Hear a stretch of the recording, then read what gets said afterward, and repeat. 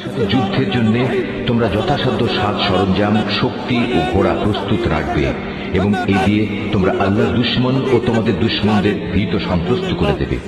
এছাড়াও কিছু লোক আছে যাদের পরিচয় তোমরা জানো না, শুধু আল্লাহ তাআলাই তাদের চেনেন। আল্লাহ তাআলার পথে তোমরা যা কিছুই ব্যয় করবে তার পুরোপুরি প্রতিদান তোমাদের পরকালে আদায় করে দেয়া হবে এবং তোমাদের উপর বিন্দু মাত্র জুলুম করা হবে না। হে মুহাম্মদ, তারা যদি সন্ধির প্রতি আগ্রহ দেখায় তাহলে তুমিও সন্ধির দিকে ঝুঁকে যাবে এবং সর্বদা আল্লাহর উপরই ভরসা করবে। অবশ্যই আল্লাহ তাআলা সব কিছু শুনেন, সব কিছু দেখেন। আর যদি কখনো তারা সন্ধির আড়ালে তোমাকে ধোঁকা দিতে চায় তাহলে তোমার দুশ্চিন্তাগ্রস্ত হওয়ার কোনো কারণ নেই, কেননা তোমার রক্ষার জন্য তো আল্লাহ তাআলাই যথেষ্ট। তিনি তাঁর সরাসরি সাহায্য ও একদল মোমেন দ্বারা তোমাকে শক্তি জুগিয়েছেন। আল্লাহ তাআলা এই মোমেনদের দিলকে পারস্পরিক ভালোবাসা ও সম্প্রীতির বন্ধনে আবদ্ধ করে দিয়েছেন।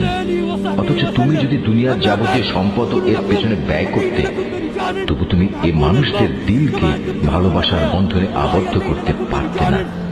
কিন্তু আল্লাহ তাআলা এদের মাঝে প্রীতি স্থাপন করে দিয়েছেন। অবশ্যই তিনি পরাক্রমশালী ও বিজ্ঞ কুশলী। হে নবী, তোমার জন্য এবং তোমার অনুবর্তনকারী মোমেনদের জন্য তো আল্লাহ তাআলাই যথেষ্ট। হে নবী, তুমি মোমেনদের যুদ্ধের জন্য উদ্বুদ্ধ করো।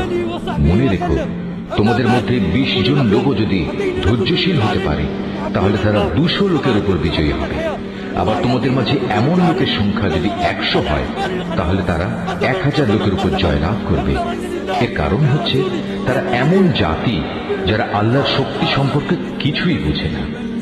এই নিশ্চয়তা দ্বারা এখন আল্লাহ তাআলা তোমাদের উপর থেকে উদ্বেগ ও দুশ্চিন্তার বোঝা হালকা করে দিয়েছেন।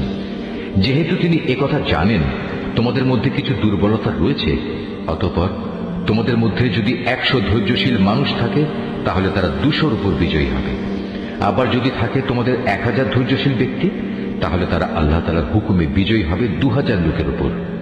জেনে রেখো, আল্লাহ তাআলা ধৈর্যশীলদের সাথেই রয়েছেন।